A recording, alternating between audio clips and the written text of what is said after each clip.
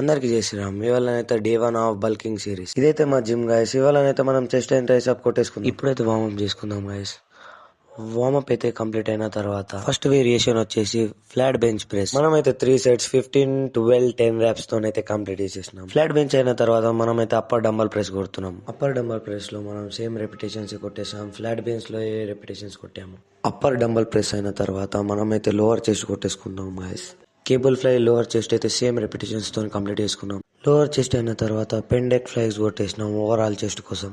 పెండెక్ flies అయిన తర్వాత మన చెస్ట్ వర్కౌట్ కంప్లీట్ అయిపోయింది. ఇప్పుడైతే మనం ట్రైసెప్ వచ్చేస్తాం. ఇప్పుడైతే ట్రైసెప్ లాంగ్ హెడ్ కోసం మనమైతే ట్రైసెప్ పుష్ డౌన్ కొట్టేస్తున్నాం గైస్. ట్రైసెప్ పుష్ డౌన్ అయిన తర్వాత మీడియల్ హెడ్ కోసం single arm tricep push down with reverse grip తో కొడుతున్నాం గైస్.